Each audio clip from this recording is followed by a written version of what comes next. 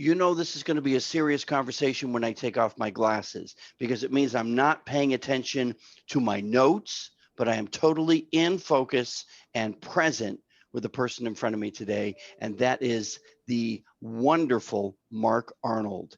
He is the computer geek to English translator. He's going to explain what that means, because I'm the geek, he does the Greek, and somewhere in the middle, we find magic when it comes to computers. Welcome, Mark Arnold. Well, thank you very much for having me.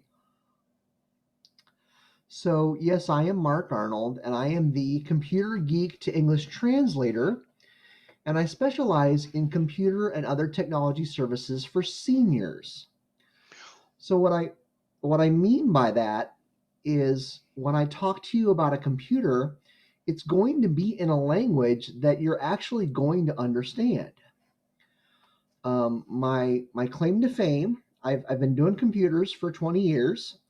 But in the middle of my career, I took a little bit of a detour and actually became a special ed teacher. So that's not to imply that any of my clients need special ed. It's just to emphasize I have a lot of patience and I can take things that are complicated and break them down according to the learning style and current level of ability of the person I'm talking to. Wow. You threw me through the loop there for a moment when you said any language, and I'm thinking basic. I am not a programmer. That's my daughter. And C++?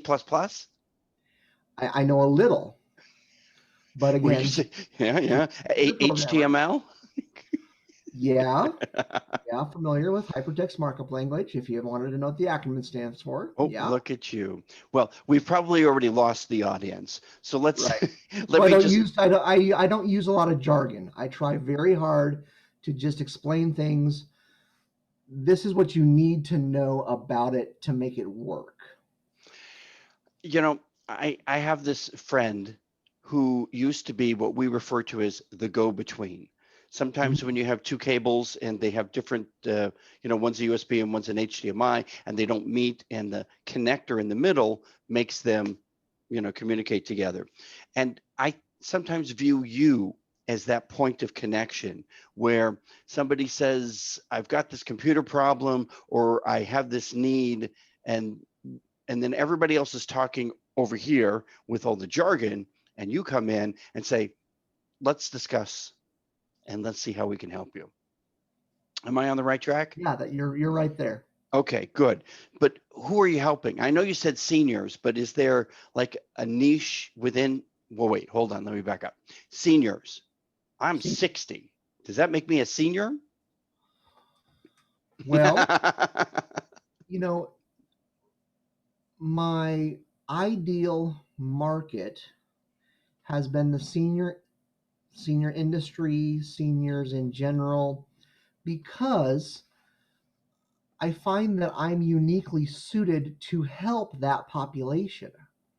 If you're a millennial, if you just need it fixed, if you just can, understand what the average technician will tell you, when they're that be on the phone or, wherever you're getting your information from, if that's good for you, you don't need me. If you need your hand held a little bit, if you need it explained in such a way that you know that it makes sense to someone who is 60 years old or older, then that's where I come in. So I'm not for everybody. the reason why I ask is because sometimes senior is not necessarily about age, because some people just have not been, exposed to or Mhm. had the need to manage their own computer, their own machine, whether it be a laptop or a desktop. You're right. And so I have never turned someone away because they said, "Oh, well, I'm not quite 60 yet." I've never said, "Well, then I'm sorry, you don't qualify for my help." I'm going to help anybody that wants my help, my particular way of explaining things. So what kind of help are you offering? Are we talking email, writing a letter, opening A browser. Yes, to all of the above, actually. So I, first off, can fix whatever's going wrong, whether that be with your PC or your Mac or your internet connection, being things like your modem and your router and things like that. And then I can teach you what you need to know so that you can get the most out of your technology. So I'm going to ask you some questions about, okay, well, what do you want to do with the technology? The worst thing you can do is start trying to teach someone something, and that's not what they're interested in.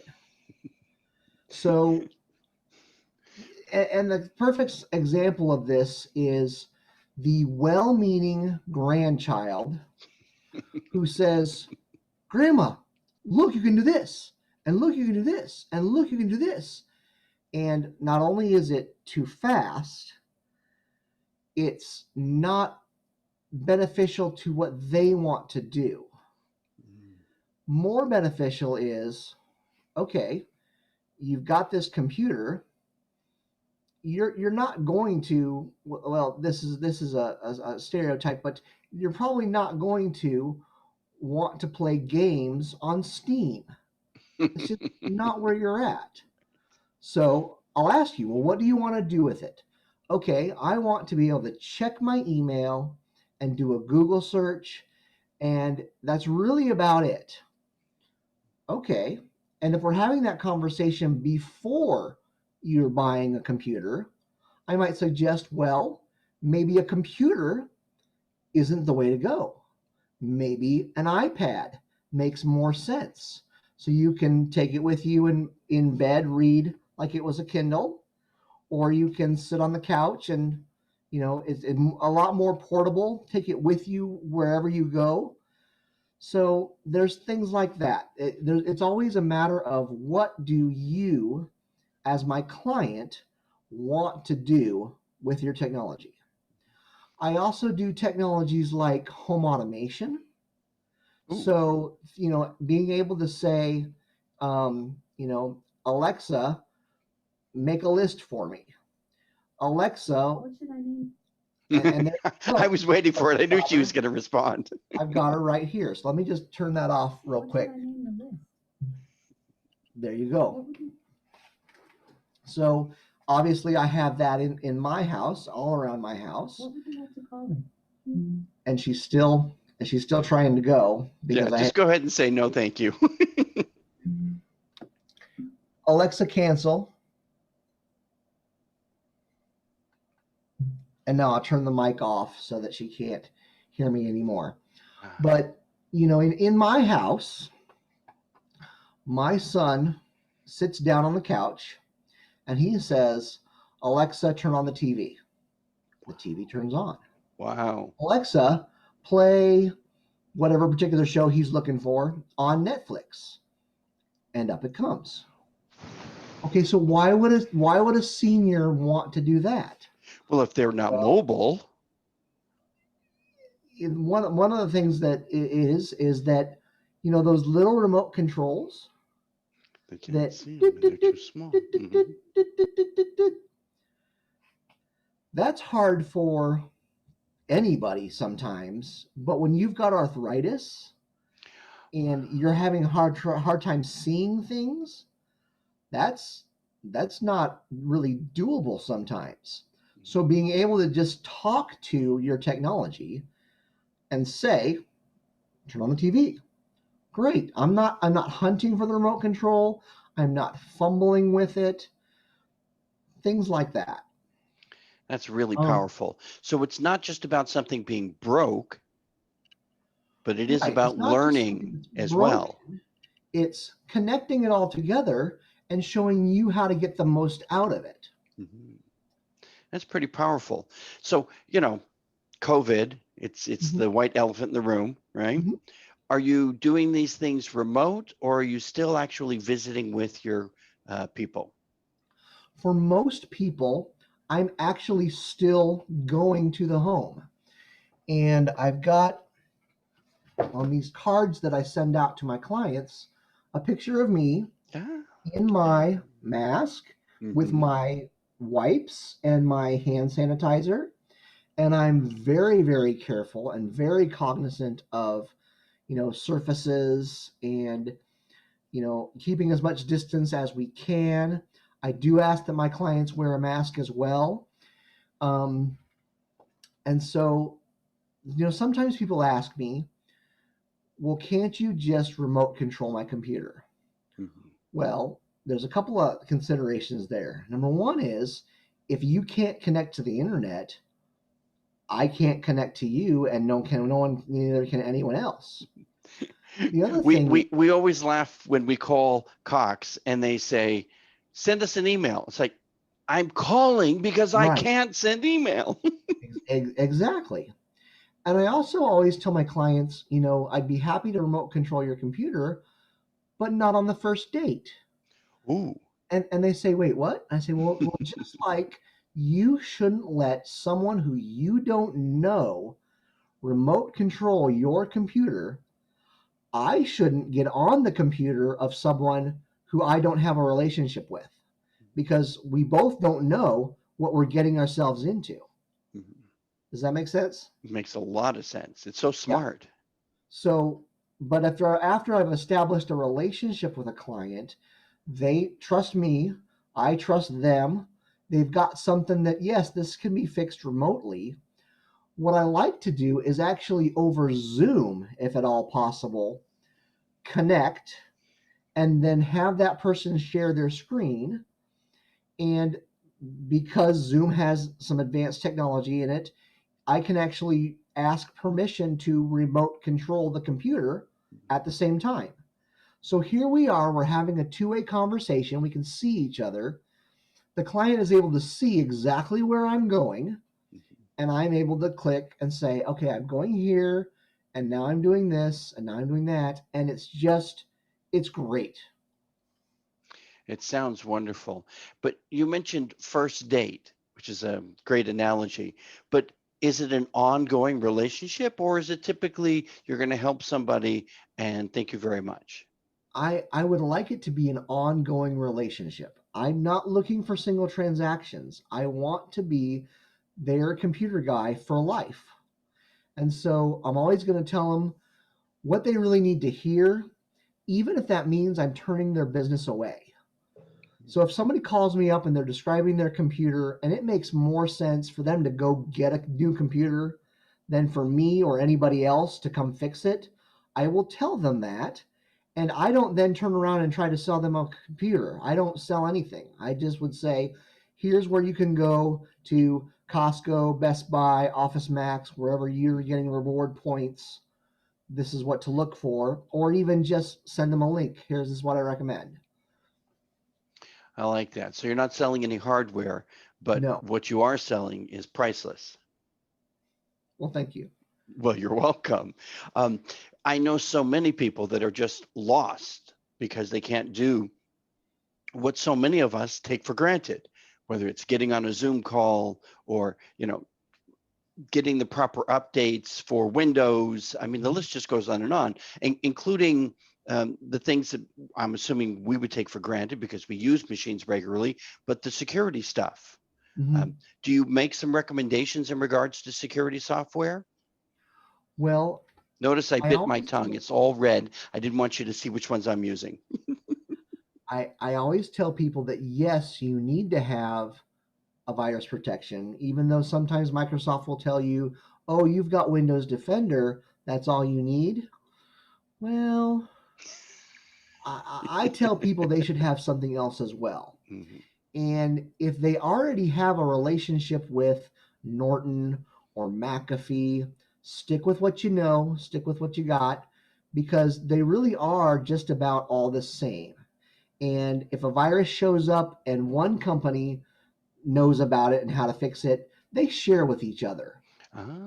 They're not going to keep it to themselves. No, only we can cure this virus. Mhm. That's not the way they work. I also always recommend a little program called Malwarebytes. And Malwarebytes, there is a free 14-day trial. And after have expired the trial, the only difference between having the full version that you pay for and just having the trial or whatever else, just having it, is that if you want it to run, you have to click on it to make it run. Mm-hmm. Otherwise, if you actually purchase it, it will run in the background. It will check up on you, without you having to worry about it. The other thing that I really highly, highly recommend is having some kind of backup. And because here's the thing, if your data goes away, if your hard drive fails, if you delete something that you didn't mean to, there is nothing that I can do about that. But if you have a program on your computer like Carbonite, that's the one I recommend the most. It's something ridiculous, like only $6 or $7 a month. And it's just like any other insurance policy. You hope to never use it. But that one time that you do, it totally makes it worth it. And I'll tell you a quick story if I can. I had an insurance agent who called me and she was frantic. She said, I've deleted these customer files. I don't know where they went. I don't know how it happened. I might lose my job over this. She was almost in tears. And I thought for just a second. I said, now, wait a minute. About 6 months ago when I was over there, did I talk to you about Carbonite? And she pauses and she says, oh, you made me buy that. Mm-hmm. Yes, I did. And Good. I'll be over in an hour. And I was, and we got it all back. So Yeah, that's a huge bravo. Anyone who has any kind of a customer list, or if they're writing a book or a series of poems or anything that's of value. I remember the old days. This is my wedding album, right? If you've got pictures that are on, whether it's your computer or an external drive, they're all designed to live a certain amount of time and then they die. It's like termites in Arizona. It's not if, it's when. man, And the same is true for hard drives. They're great. They last a while, but they all at some point will die. you're absolutely right. And so it really is not a matter of if you're going to get a new computer or if you're going to experience a problem, it's when. Mhm. And so you want to do things on your terms. If something happens to your computer and you have a backup, you can breathe easy and say, okay, so I'm going to be down for a day or two while I go to Costco, pick out something new, bring it home, just tell Carbonite to bring it all back to me, or maybe you call Mark or someone like Mark to help you sort all that out. But it can be fixed with a little bit of time and a little bit of money. If the data is gone, the data is gone. And that is also priceless. Yeah. Because you can't get those memories of pictures or Yeah. or stories or whatever it is that's important to you that you keep on your machine. So I'm a firm believer and back that thing up. Yeah. Excellent. So enjoyable and so informative. Can you leave me with one of your favorite tips for people, but laptop, phone, whatever it is? Tip. Let me think about that for just a second. I'm a big believer that every senior, now remember that's my market, Mhm. should have at least one Amazon Echo device, like an Echo Dot, an Echo Show. And the reason why is one of the things you can do with it is you can make phone calls from it. So I can say, Alexa, call my wife, and it will dial her number, and then I can talk to her. So that does two things for me. Number one, if something has happened and I can't get to my phone, I can call out and then I can connect. But here's the flip side of that. My mother has an Echo Dot as well. If I call her on the phone and she's not answering, and come to think of it, she didn't answer when I called her yesterday either. Ooh. Wait a minute. Now I'm worried. What's going on? I can say, Alexa, drop in on mom. and I'm instantly connected to her device in her living room. And basically, I'm on speakerphone, and I can say, "Hey, Mom, are you okay? Oh yeah, honey, I'm fine. Well, why aren't you answering the phone? Oh, I must have turned it off. I'll turn it back on right now. Okay, Okay, you can drop in on someone who's not in your, in your household. if you've given them permission, that's the key thing. Wow. But we Of need somebody course, like when you I to set set that up up. my mom's devices, I said, I'm going to give myself permission, and you can do it to me, and I can do it to you. And So smart. yeah, Wow, that is a great tip. See, and I have one of those things. It's right. mhm, I don't know if I can get it in front of the camera, but I have one. As a matter of fact, we have one in almost every room in the house. yes, They're great. But obviously, like most things, you only use them for a certain amount, but they can do so many other things that you're hmm not even aware of. You gave me yeah, some great ideas about the TV. I can't wait to set that up. yeah. Or maybe I'll call you and say, Mark, can you set this up for me, please? I would be happy to. Excellent. I don't know if I'm giving you permission to drop in, though. You don't have. That's fine. Wonderful. Thank you again for taking a few minutes out of your day to share some of your talent and knowledge Well, with thank us. you so much for allowing me to. This has been great. Excellent. Thanks. Thanks.